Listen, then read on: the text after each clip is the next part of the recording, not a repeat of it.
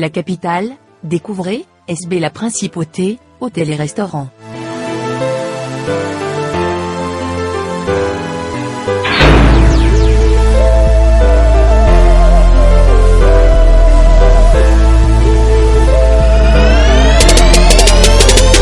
Un cadre idyllique, pour votre détente.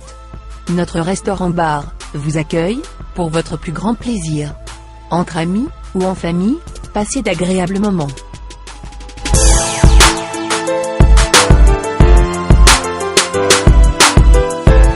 Pour vos soirées grandioses, il y a notre salle de banquet VIP.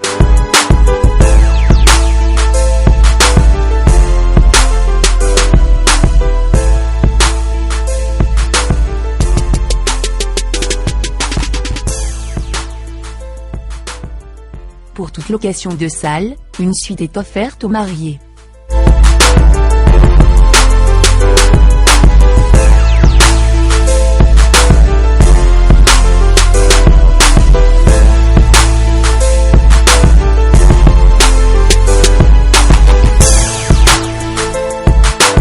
Découvrez nos suites et chambres VIP, ou simples, aménagées pour votre plus grand confort, pour des nuits inoubliables.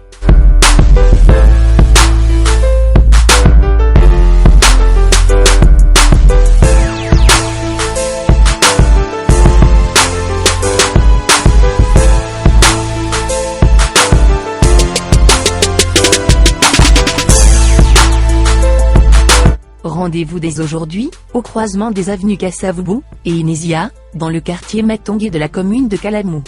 Contact, 243 81 513 20 60. Plus 243 99 99 14 310.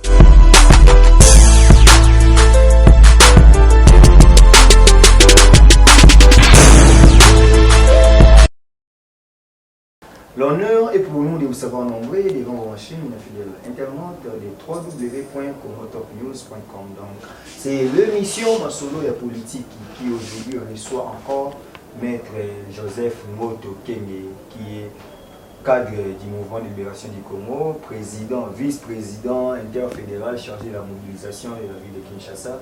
Il est président du Parlement de la jeunesse du mouvement de libération du Congo. Il est candidat député national dans la circonscription de la Funa, numéro 357. Il est là, Joseph Ngoto, notre invité de séjour, avec qui nous allons commencer par la salutation. Bonjour, Président Joseph. Bonjour, mon ami Steve. Comment vous allez? Je vais très très bien, je suis en super forme. Ben, pendant la période électorale, tout le monde vraiment la lingala. D'ailleurs, monsieur n'a plus lingala, tout le monde a lingala pour baoya yo, baoyo kayo, ça a facilité, na nenga ba couche sociale nyonso. Boni na mu santé na yo. N'est-ce pas que nous avons la santé vraiment très bien, nous avons en super forme, pas tous en plein marathon. C'est au ménage là. Attends, mon kété, attends, stress c'est normal. Mais sur le ménage des athées, parce que nous avons a bandé aussi côté, depuis que nous avons la base, nous avons la consolidation. Les amants de consolidation, Boni MLC, mouvement de libération du Congo, place aux accords. MLC est très très très bien, parce que c'est MLC la première partie, où il a aligné les candidats ébélés, les nationaux comme les provinciaux. Donc pour dire que nous sommes vraiment déterminés à diriger demain. Avant de mettre dans Masolo, il y a députation, tous les gens ont l'actualité politique. Qu'est-ce qui fait que l'opposition de l'Ebosani combat, l'Ebosani sans y a combat, au lieu de attaquer FCC, beaucoup mieux que s'attaquer opposition, Fativit, Koto, Lamuka, Makamozo, n'est-ce pas que l'Ebosani sans y a combat, vous avez sa chance à Chaleur. En tout cas, il y a Landaki, les candidats du peuple. Dans l'intervention, ça n'a jamais occupé de cash. Surtout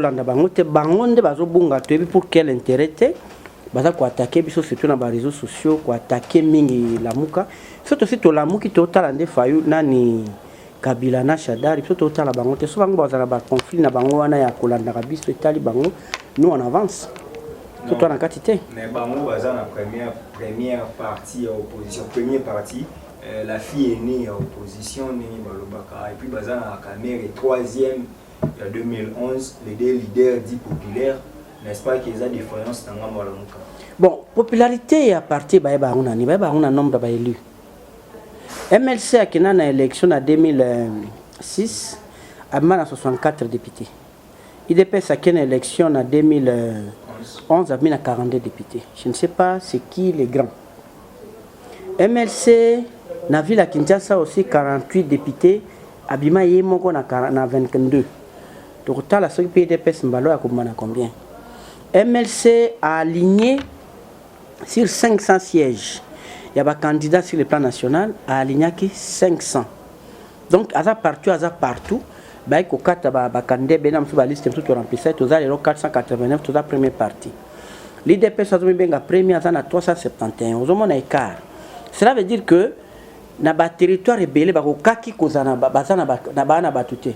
parce que dans le territoire, on a aligné. Mais nous, on a aligné partout. Je ne sais pas de quoi on parle. Popularité, c'est une démonstration de force. Mais démonstration de force, c'est un qui est un nombre de candidats, non? On ne peut quand même pas aller aligner un candidat là où nous n'existons pas. Non, non, voter Bissot. Est-ce que vous comprenez, gars? Bango place va aligner, c'est qui va zater. Nous sommes partout, je te dis, sur les 145 territoires, MLC a allé aligner. Mais Bango Bazate, ils sont de très loin, 21e, s'il vous plaît. Bota la liste, il y a Séni. Surtout après, mais Bamba 21e. Mais en quoi ils vont dire que Baza plus populaire que Bissou? Ils vont dire que Baza populaire que Bino parce qu'il va invalider Jean-Pierre Bemba MLC salaire ôté, mais Bango va ici président en base à retirer ses métiers au salaire. Ils sont plus forts que vous. Bon, bah invalider Bemba, tout ça de leur côté, mais bah il bâtit ce qu'est dit présidence. Bango Bazouango. Il ne faut pas dire des choses. Non, mais Atinda va Kabila. Atinda va Kangaye. Kangaye était. Abakou tout là la ponga bébé. Il ne faut pas dire des choses. Bisso MLC, on a fait plus que le parti Maroté na Congo Sala. Nous, on a fait la guerre. Bisso tout ça, tu m'as pinete, Koussaba Mouboulo, gaz, Boukimiki, Bakangi, Batou. Vous avez plus intérêt. Babé, on a arrêté les militants, l'IDPS, vous savez, le discours. Non. Nous, quand ça n'allait pas, on a pris les armes, to Kenazamba, to changer parce que là on va barater, faut na bango la haute voix. Nasina le bango na ba émission na mususu. Musée Laurent Désiré Kabila à côté na mboko suspendre ba activité tu as parti. Na ba ONG. Dictature comme qui a sala qui décret constitutionnel ya yimo comme pesa ba pouvoir mo parlement et mo nyonso. Biso MLC to bandi guerre. Accord à Liboso na Addis Abeba. Rencontre à Liboso de Tokyo. Après rencontre à Kozonga Turubi. Pour continuer la prochaine rencontre aux Ana Lusaka, il faut opposition à Zanakin. Il faut que benga qui opposition non armée. Bazonga na danse. Non mais n'est-ce pas que na Lusaka, les gens en opposition non armée, le Bamaka par l'entremise de F. Bazaïba qui est aujourd'hui secrétaire général à l'époque. Membre il est personne qui était un consultant international. Mais à comment il a Lusaka n'engagé? Parce que l'activité à parti politique est Kinshasa. C'est ça la question. Moussa suspendant qu'il n'y avait aucun parti ici. Ceux qui bango ba combattant bazaki makasi batinda ki papa na nini na kabea kamanga ke kuna kokata bilanga. Quelle marche ils avaient fait ici à Kin? C'était des poltrons ba fanda ki bazobanga nani Moussa ninga azaki korenyawa. Mais biso bemba na fanda riche, bemba n'avait pas nini ya ça rébellion poisson ba jeep, il en avait déjà. Azaki na babilo ko tube mbazana ngole lo azaki yango avant rébellion. Il en avait déjà. À ça la rébellion yango na to exigeaki que l'opposition non armée ba yango na ndé na Lusaka et to na Addis Abeba poto ki na Lusaka tellement mettait la pression to bord bamboka ndabaki babaki na Kabila lève la mesure pour lever mesure azongi se petit sekedi ande bango bazonga na danse ndo mona mama bazaye bare na Lusaka balobe makambo yango. C'est ezaka liso na biso 3. Non, nous on n'avait pas. C'était entre eux. Moni, Batunabiso, il y a IDPS, Bandeonabiso, n'habite sur la politique. Nazolo, droit de réponse au pays aux Alpes. Et dans la salle, les gens, il y aura, n'est-ce pas, les jours où cette fois-ci, tu nous place, Nabiso, va payer ça à Zaïdi Moma. Non, tu as payé ça parce que, Boyokana qui a bien, Babongi Sabaki, place, il y a opposition non armée et aux Alayayo. Il fallait y aller à Kinshasa. non armé zaki individu Tshisekedi te. Dans toutes les il fallait toute l'opposition. Aya ko rassurer baninga, n'est-ce pas? Que nenga na la vice-présidence, tout ça le ministère tel yo ko zabwe tout faisant la politique pour le pouvoir. Parce qu'il y avait aussi un délai. OK, il faut ça la tout c'était le 30 juin je crois 2003. Ah oui. Le 30 juin 2003 il fallait la liste tout ba bimi sabanini. Li asa kuna pesa sinte. Bande comme il a délai mouké. Ils avaient fait sa réunion presque la tongo bouton pour avoir consensus. Comme lui ne venait pas. Il n'est pas Dieu. Yanga pona kinani. Parce qu'il allait bloquer la machine. Ce qu'il y a parce que le 30 juin il fallait tout avancer. C'est ça l'histoire. Ils ne disent pas la vérité. Nous on était déjà contents parce que Bangbazonga. Mais pourquoi nous on avait exigé opposition non armée? Il faut déjà battre Baka. Peut-être comme on a dit, c'est qu'est-ce qu'on a remarqué? Na côté à Kinshasa, il y a qui Kamere, professeur Touaremba, Azarias, c'était Samba Caputo na compte gouvernement. Côté où il y a qui Azarias Ruberwa, RCD. On a remarqué que entre les deux groupes RCD na Kinshasa, il y a bien tout ça. Alors, nous, tout le monde que ce qui est OK, la configuration Oyo, que ma vote, ils vont tout nous rafler. Il faut tout ça la contrepoids. Il y a un qui problème on a opposition non armée parce que bango bakuya batiseke da kuya poids lourd ba Frank Diongo ba tout ba pousser ba poser ba drakia ba ça na moi sympathie pour tout ça contrepoids et ça a réussi. C'était politiquement bien pensé la contre MLC. Mais vous avez joué seulement l'IDPS, mais on acquise aussi même malgré beaucoup de Misakaye, l'enfant des riches, tout ça, même trop cupide, trop corrompu. Et certains langues disent que c'est les politiciens les plus corrompus. Il y a RDC, la preuve du solo chèque blanc, si le logo pour démentir à monter. Encore, que même maintenant, il y a qui dans ces pays, il y a le 1er août, il y a qui n'a pas le ça, il y a qui m'a le pouvoir. Aya qui peut apostiller, Aya qui va invalider, Azomanaye. Pourquoi qu'ils aura toujours la corruption? Bon, na habite moni bande on biso na Congo hein, faut tout ça la makambo changer. Les accusations gratuites wana est un peu malheureuses. Yo lobi Bemba le plus corrompu quand il a créé comme c'est la 29 ans, comme c'est la concurrence na Télécel. Avec la politique ni. Attends le gouvernement avec vice-président. Non, pardon. Quand Bemba avait créé ça, il vice-président. Quand Bemba fait, à Somme Banda, on est même à Faro, na Portugal. À comment on vice-président? Alors, les gens parlent de quoi? Chèque blanc, Boulbara. Chèque blanc, c'est quoi? Et ça, chèque tiré pour la banque Moko. Mais le comité, yo moko bakisa. Nabi, na salle chèque nanga ya ro banque. Na PCO. Comment montant aux oies, n'est-ce pas?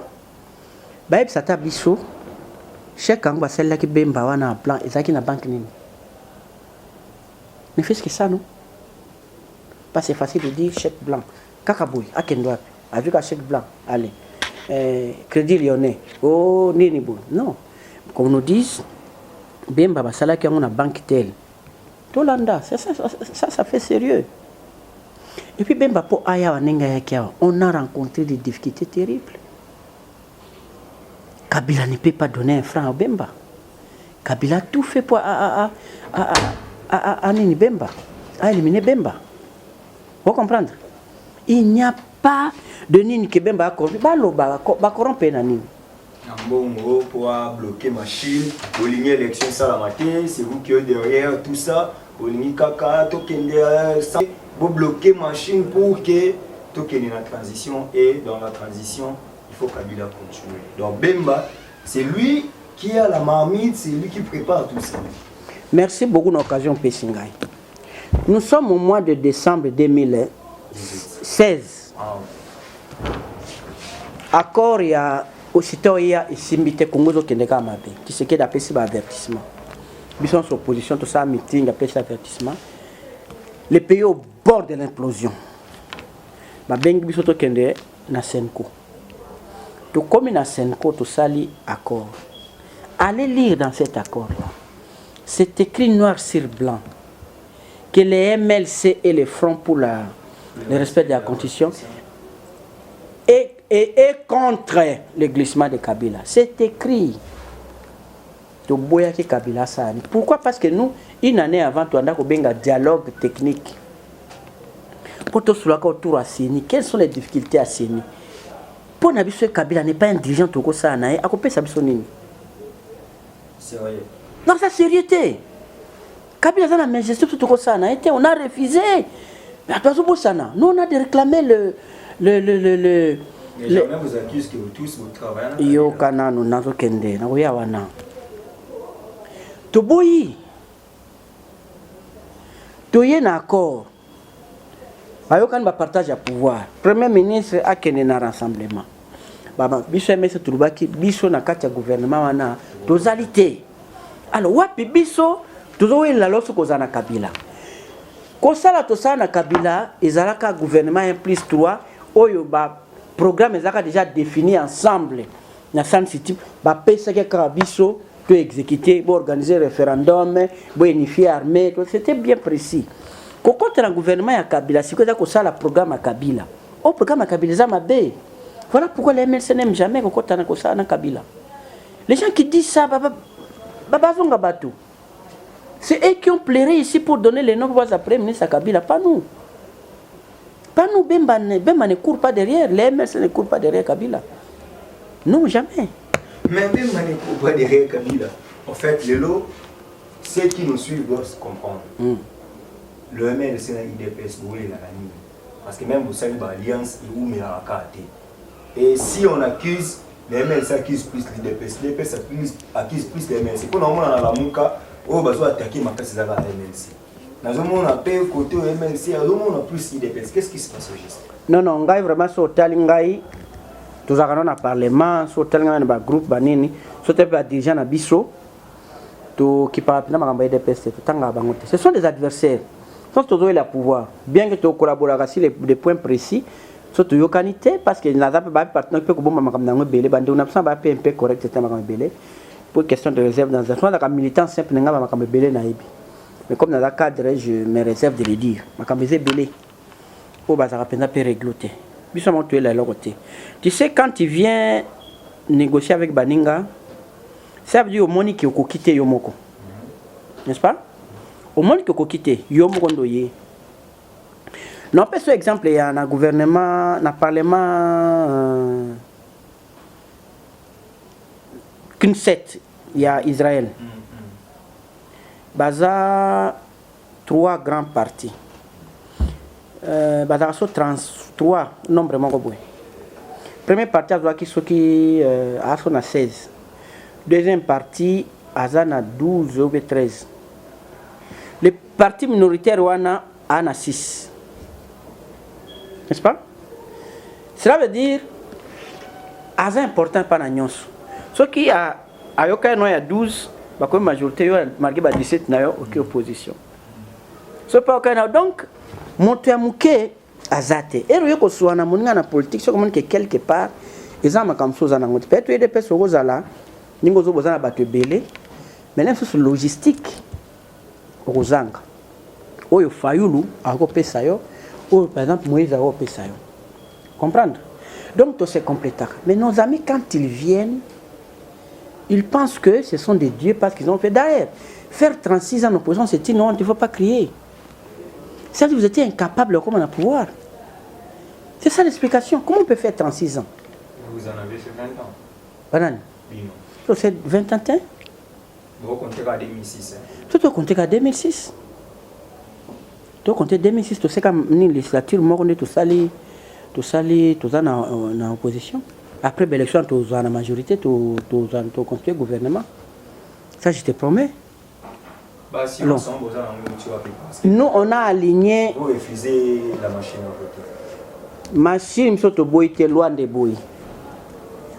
C'est pas nous. N'habitez les lots, est-ce qu'on peut condamner quelqu'un s'il exige qu'on applique la loi? Tout ça, c'est retardé les élections. Non, ça c'est grave. Encore grave. Au moins, depuis Kabila Kota, ils ont quand même mal chance côté dans Congo. Comment ça? Mais nayebi que comment malchance parce que to comment ko sala nyonso par rapport na ye. Et to sala loi na constitution projet constitution yo âge na Afrique na mboka nyonso mona ka ebele. Pose à présent faut à 40 ans au moins. Mais pour yazaki na se wana bakitsaka âge na 25 ans. Pour na ye.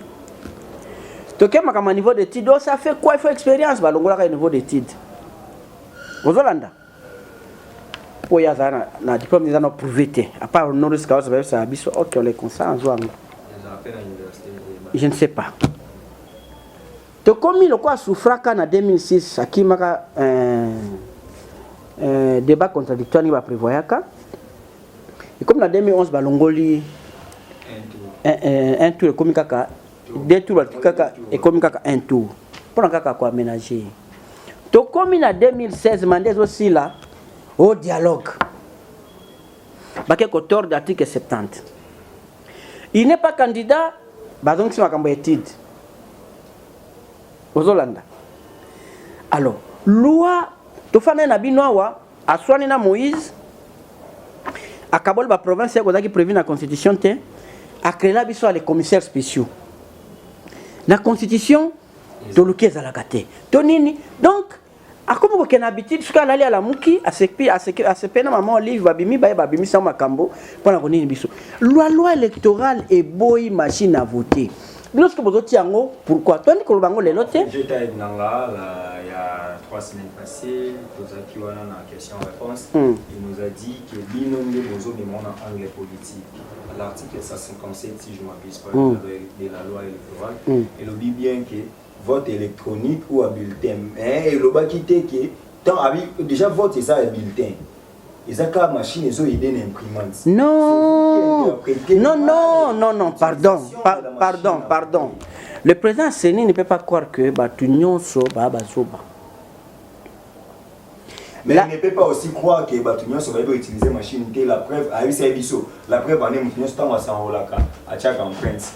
non, comment dire, ce sont des questions très délicates. Il ne faut pas qu'on soit en légèreté. La loi dit on peut utiliser un mode ou un autre. Tu comprends? Soit tu fais le bulletin manuel, soit tu fais électronique. Et l'électronique, il y a que bulletin à la carte. Comptage de paie électronique. Ça, c'est réseau Kende. Nabil, on a 37. Au compte de 37, on finit en compte, et compter. N'est-ce pas? Holophonique 4 compter. Juste après, après, wana. Bureau de GCPC na bureau pam 357 ans autant. Après au moins après quelques heures bête so bazana logiciel ni et renseigner ni ba nyonso we ba dire que mettre ngota zu autant électronique on n'utilise pas de papier. N'est-ce pas? Donc c'est une non, ce que nabi toza na possibilité mi balé soit to salle électronique soit to salle papier. Na papier babi machine yaki. Bien que papier n'est tout ça là en 2006 na 2011. Ce qui peut te pogner électronique, éthique à l'électronique, encore que, balobiso te pogner électronique, il faut saisir. Ce qui a trouvé un modèle électronique en Gozala, azonga devant ma partenaire biso à politicien tosani, a expliqué biso nyon surtout comprendre ce qui te bien io ndake à commander. Est-ce qu'on se comprend? Est-ce que démarche est installée Maki? Nous sommes le 5 novembre 2017. Il fait son calendrier. Nulle part il a parlé de la machine. Il a parlé de bulletins, liste définitive c'est ce qu'il a dit. Le calendrier malheureusement mais dans la machine. Qu'est-ce qu'il a dit? Mais quand on lui dit de le faire, où est le machine où tu as vu? Non, mais pour la rapidité, et puis il a promis que les élections c'est pour le 23 et la publication partielle revient le 25 déjà. On t'a 5 qui est rapidité, tu vas résulter absolument 2 semaines à Kailes. On t'a 5 qui est monté. Pour ça, l'élection le 23 et le 25, le résultat du mi. Mais quel est le résultat? Résultat présidentiel. Non, biso tobi machine te papa wana vraiment Je suis désolé. Vous êtes quand même satisfait que le financement SNI c'est bon, et puis les lots des machines à voter, ça va? Vous êtes prêts pour aller aux élections? Na mboka mususu SNI fala ndo saba monitoring. Absa biso na minito yo na province orientale c'est prévu par exemple 18 000 machines.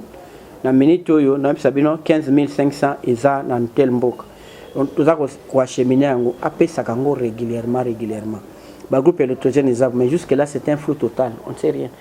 Tout ce que moi je sais que ma choix mo zo longande lelo et que la matériel ya élection na Kisangani. Et quand je sais que ma souhait ça quand on a remonté ce qui tamboli ma casse c'est 18 jours. Donc comme on a les 22 les temps ba kitisakango que dans Zamba je ne sais pas. Ba avion ba loba kiana boke ko tambola peine aéroport. Ba avion automatique. Faut pas jouer avec les gens. Ah mais soumis bino quand même. Mais soumis bino la style militaire. OK moi tambola ba boni makate. To pour ça. Nous on a la question politique. Voilà. Petit canon c'est. Boza awa bino moko bolo ba même temps élection zate. En même temps boza prier OK na élection. Qu'est-ce que les gens Bana ma bien élection zate. Non mais opposition surtout bato la muka. Opposition ni plutôt bien ngoni OK ngopana ni. Bozo no baké ça avec machine à voter pour voter. Kuna omoni machine pour voter. Tolobi ce que comme na bureau côté machine prends-toi en charge. C'est prendre en charge c'est-à-dire n'habite ça veut dire que yo va prévoir que papier au côté machine 5 papier voter na papier. Kasi ba pesa papier côté na machine. Non, l'anda qui même Senko, Hollandi, CLC, Banini. Les faits que papier wana izo kota kuna, izo dérangé. Et puis machine wana. Ils en attendent limitation T. Ça s'arrête quand? Autonomie, ça veut dire ça peut faire 2 jours, non? 3 jours. Pourquoi? Or, normalement, le gars qui fait 6 heures, il règle ce qu'il fait 18, 6 heures, 17h30, il fait 4 ans. Et 4 penza. Parce que tu n'es pas les témoins, quand tu as un bureau de vote, chef à bureau à Fungoli, après il y a l'accès liste, il y a admin à bureau. Chaque témoin a tali, combien? 600. On a peine partir 600. Ok. Aki a tali bulletin, va compter devant 600 bulletins. Ok. Aki a tali urne, l'autre est pam. Encre de l'indélébile, c'est l'autre qui a penza. Ok. Chef à bureau a voté, ou a voté, va témoin va voter, et s'il va fandi. Il y a des gens qui ont témoin dans le bureau. À vérifier l'histoire. Pose un carte machine. À vérifier en wapi. Que réellement quand bâton de base à vérifier wapi. On te dit pas battre papa. Parce que pour vraiment suffrage là réellement exprimé. C'est Steve qu'on a élu. Attaque beaucoup boya ne baboya qui battu ablinga Trump test sur la machine de Trump a échoué. Ligne à sur ne se va ça pas à l'équipe. C'est que nous exigeons. Parlons politique, Joseph Ngoto, il dit que les candidats, nous rappelons que ça, 57, 357. La FUNA, nous avons mis dans la politique, avant de nous Bachivitz. Il paraît que c'est là où il y a et bien influença à Jalousa Félix, pour Félix, à Tikaraki, candidat populaire, lui invalidé. Il y a un moment qui, pour s'aligner, il y avait Félix et Choka il a fallu nous impopulaire, qui n'est pas connu, il fallait tout ça pour ça dans l'UDPS. En tout cas, dans un respect à l'UDPS, mais parfois je me pose la question, Isaranini quand quand ça m'a quand on a mon tout et bah développer un peu avec Arni. Soit complémentaire au bord. Ok.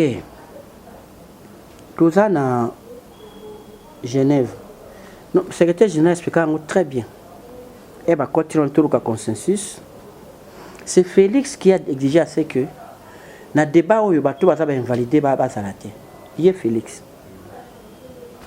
Mais de soit tout qui base n'est ça qui est bon. babemba babimi basulu bazwa consensus te biso libanda tokangi ba telefone makambo tu ye moko balika na vote kwa toyokana te Alain ndo sabi bon so bo voter te que bo mana une voix parce que mtamtami voter c'est normal chaque moto a voté hier pas me voter mutumsus vous avez vu vous-même ce qui s'était passé ye moko ami voter Fayulu bango bazo finga wana Félix a estimé que Fayulu peut aussi être président Félix a voté Matungulu a mis voté a voté Fayulu Fayulu a mis voté a voté Matungulu Kameri lelo asala soki hypocrisie na qui a comme na Fachi a voté yemoka a voté Matungulu yebisanga Bemba était où téléphone ezaki fermé atindaki message yango ni pas na Fayulu et pas na nani na minute wana atindaki pas nani vous pouvez comprendre mais encore que ce que les abongo mais moi je suis trop fier ça veut dire que Bemba est très fort politiquement vous qui êtes très fort pourquoi on ne peut pas déjouer ça c'est que vous êtes faible acceptez à haute voix que vous êtes faible devant les MLC vous êtes faible devant Bemba pendant que l'IDPS a une base que le MLC n'a pas l'IDPS n'a pas une base comme les MLC qu'on ne vous trompe pas je te mets au défi nous irons aux élections tu voyez les vraies forces et lobby vous comprenez et à l'élection le 23 ou bien même quand tu as une élection tu as un DPS qui est le plus populaire n'est-ce pas vous êtes populaire déjà candidat président de la Union démocrate Martin Fayulu complication il y a l'avion il doit dire clairement s'il ira aux élections avant qu'il va libérer l'avion heureusement l'avion commis qui m'a demandé kérosène bazoboyote que là il y a mis que ce contrôle va pneu des salami la difficulté Fagas a déjà dimanche na Beni salama quitté azokende lobby na Beni c'est pas seulement 2 avions comme 4 tu vois qu'à l'américaine tu ça à l'américaine et comme 4 on mobilise déjà des jeeps na C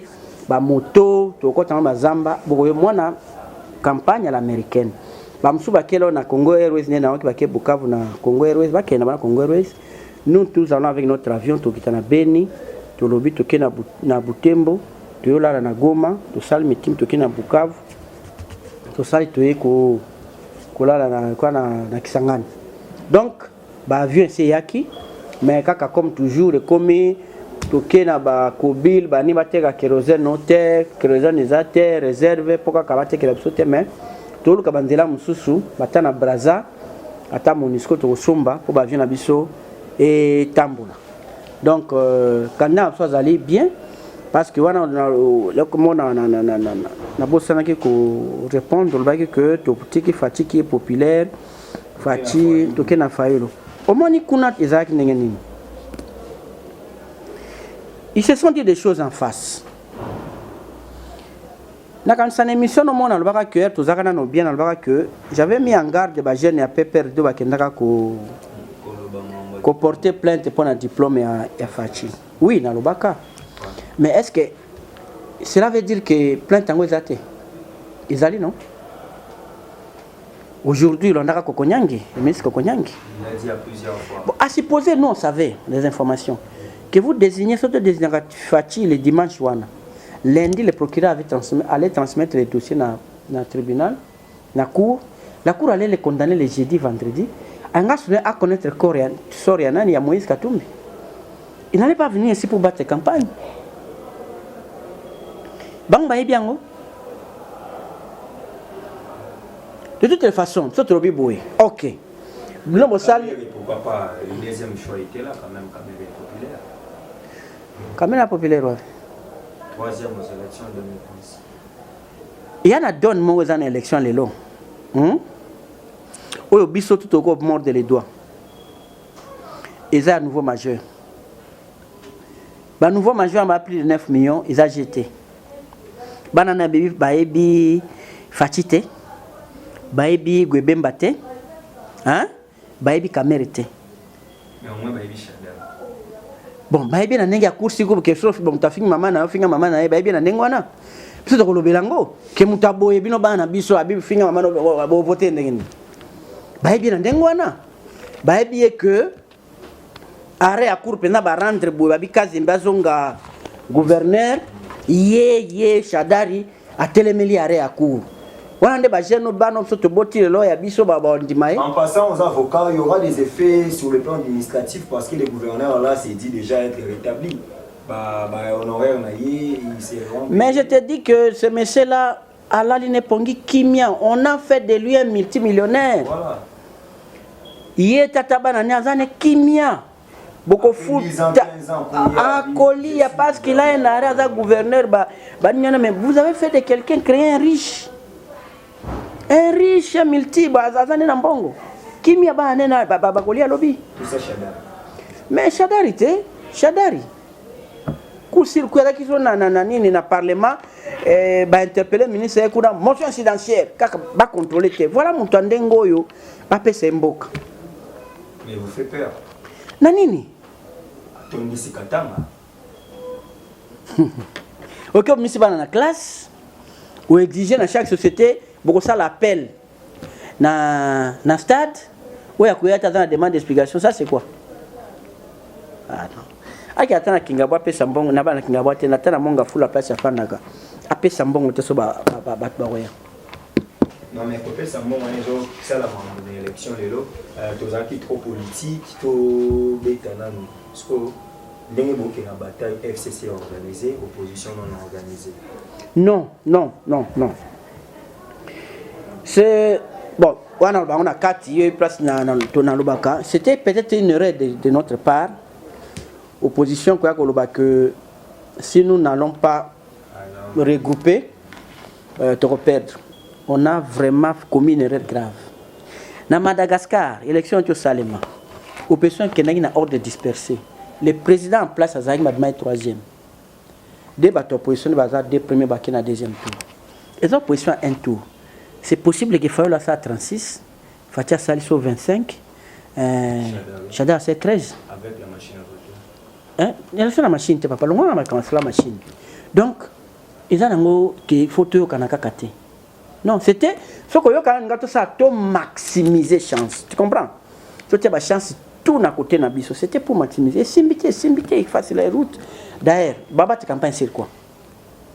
Parce qu'ils n'ont pas un programme commun. Au moins, ceux qui cachent vite, ceux qui fâchent vite dans nos aventures. Non, déjà, ils élaboré, mais ça, déjà en campagne. Papa, ils sont des. Parce que les c'est ça, qui si maman Moïse Katumé qui n'a pas sauté à Zampanjuana et Claude Loubaya, n'est-ce pas, bazo fragiliser bien non. Il y a des journalistes qui ont aucun Koloba, pas fragiliser son ami. Non, Délice c'est Sanga. Azakaka, oui. Azakaka. Bon, les mots peut-être c'est pas bon, mais. ACP les karaté. Pour bâtir à côté un peu à la gestion. Et moi, une équipe à campagne soit zate.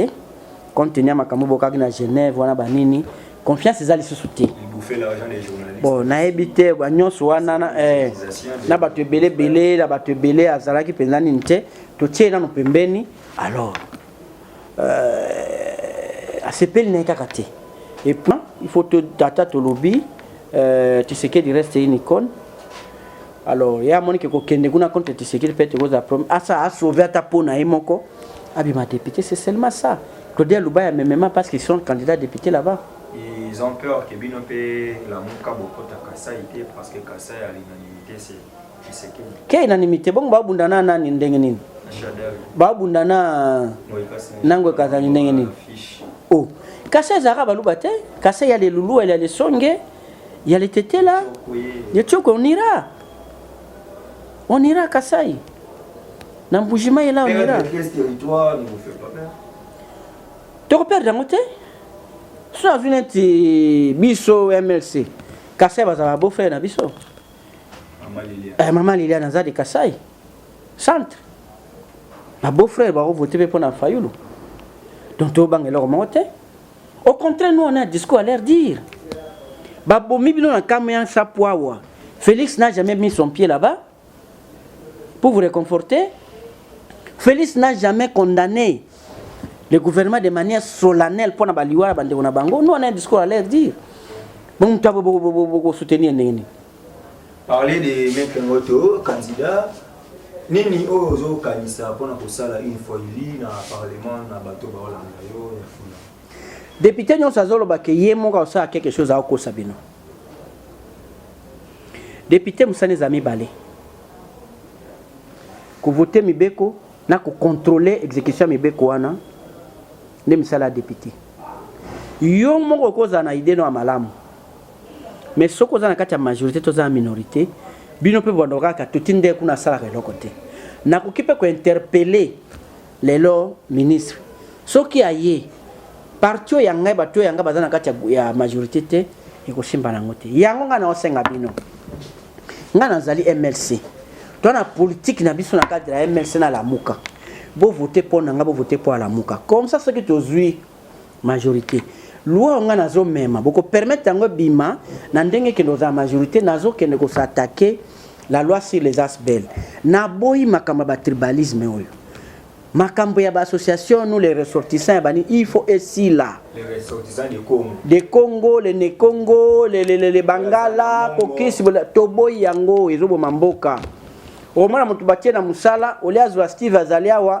ona azwa Steve tala mutanga akobenga mutu nemo na mboka mona nano kutu mwinda te aya tie wana soki directeur soki nini ezoboma mboka local boso alors ekosimba ka so bopesi biso majorité mais so majorité zate na koloba na oganga eselo côté vous comprenez donc ngana zo kende pour na changer surtout ba valeur et il y a un comportement ici faut tout comme ça on a infraction comment un yo ministre ou chef de département sur le discours nous rendons un vibrant hommage au chef de l'État nous disons merci au chef de l'État et qu'on ça le matin jamais mentalité vous battez beaucoup comme esclave la mentalité wana mais ça il faut dire merci au ministre topé sa papa qui mbuta merci mais non nabia biso na to na pouvoir te na le Canada kuna ngaya na sombeleli pa obe na sala rien mais na koma na pouvoir boyenga na boxineti wenza mola rube ya bumbu na sali nzela za na mbongo na ngati na mbongo na bino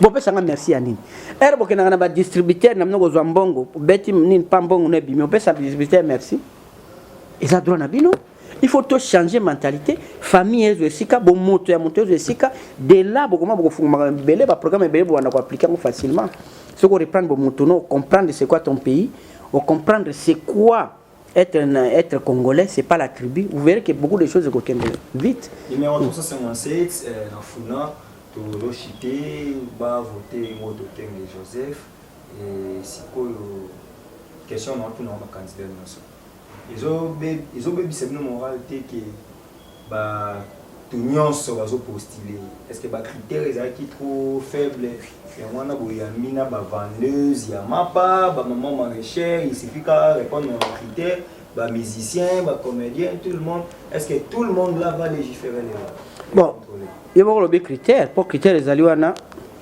soit niveau d'études soit expérience na musala moko boy loi estimé que maman ya mikate a sali 10 ans a géré l'entreprise na mikate selon la loi asa apte aux candidats yo boya ponani yango na photo sala to changer makamona nyonso vous comprendre selon les critères ba kokisi ba critères ngana mo te pourquoi koboya les musiciens koboya maman papa parce que ba respecter critères loin de ça yango na parce que législature passé salama ki na ba aventurier yango ba sali makambo pona ko couvrir ba bêtise na bango ko couvrir ki menini ba médiocrité et to kokota to kotala net na Rwanda pour être chef net ba chef de quartier il faut être au moins gradué na Rwanda pose à bourgmestre il faut licencier mais ce qui Rwanda les fait bon on surtout na ba millions de licenciés pourquoi pas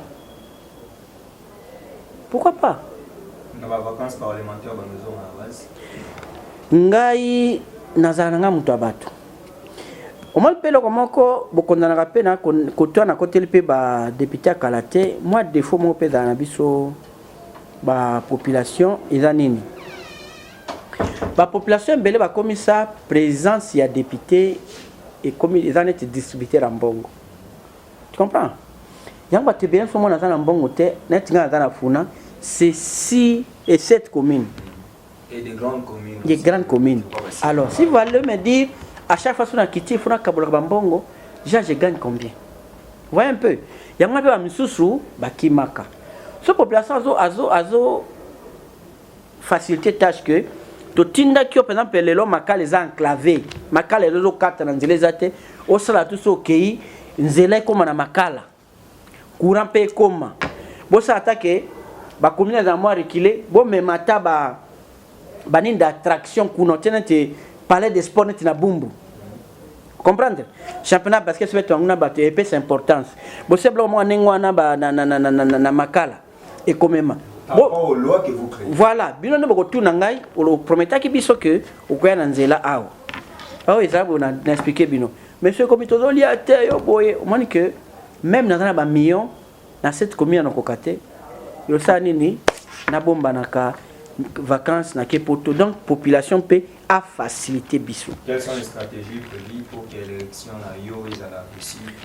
Non non ça la porte à porte na ça la na Kifourmi na pe na chance na za na ciment na ngamune ezali parti na ngai o eza implanté partout na Kinshasa eza et la qui sa force na Kinshasa première partie na que na sortir la partie na que na za pe catholique na sortir ba CVV nazo le kakuna malamu malem nazo solula. L'essentiel dans l'élection, mais la stratégie, ce n'est pas chercher à avoir beaucoup de voix dans toutes les communes. Ils ont 7, il y a ceux qui ont 2 ou 3 va voter très bien.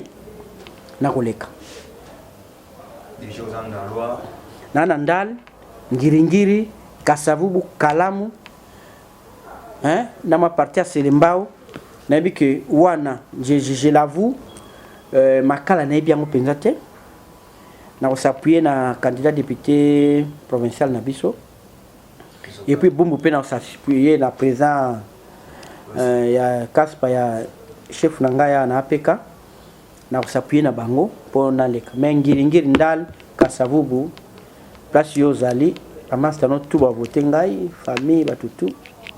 OK, tu remis na suka émission ça je sais pas moi message na bakbala mais puis numéro contact adresse comment on peut ça bon nga nazali Joseph Ngoto Kenge na rectifier le moko de Steve Albaine Bande naza vice président chargé à jeunesse et non à mobilisation et MLC na président parlement jeunesse numéro na nga 00243 81 501 na na ba belge 71 76 243 99 97 58 71 76 donc adresse email nanga ezali Joseph Ngoto Kenganemo @gmail.com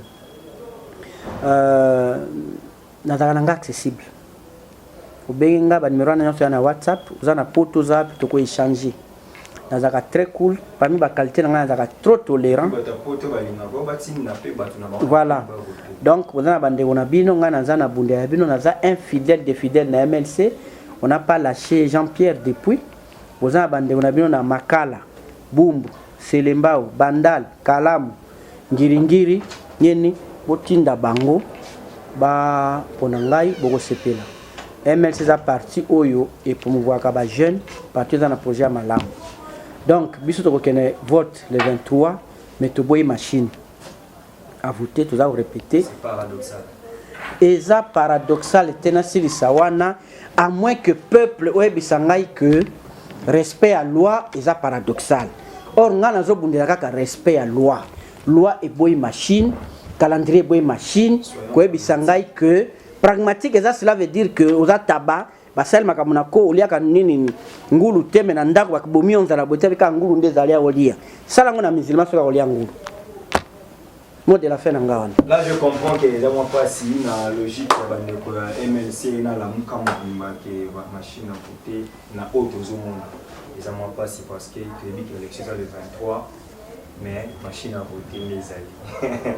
Donc fidèle internaute c'est vraiment que c'est nous qui aurions osé belé, merci à Yannick Youra qui nous a tenu compagnie à la technique. Donc lui-même, il était là derrière les caméras, derrière la machine pour monter les éléments. Il nous a aidés sur tous les plans et la technique. Merci comme ça aux partenaires, comme ici à Molex, merci à Banque mondiale depuis les États-Unis, merci à Père Louis-Marie à Paris, hein, et puis Cosco. Moi, je suis catholique. Épiscope. Au cœur de Kinshasa, la capitale, découvrez SB la Principauté, hôtel et restaurant.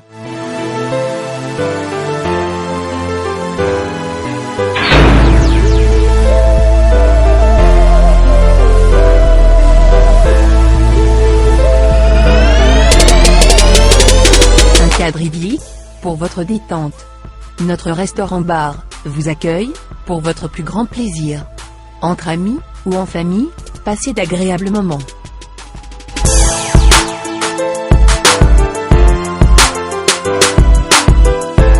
Pour vos soirées grandioses, il y a notre salle de banquet VIP.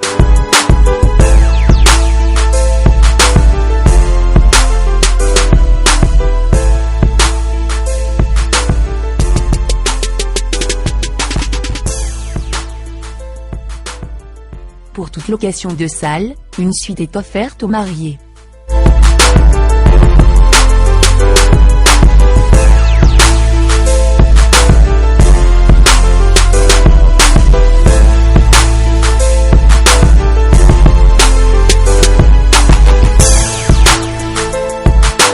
Découvrez nos suites et chambres VIP, ou simples, aménagées pour votre plus grand confort, pour des nuits inoubliables.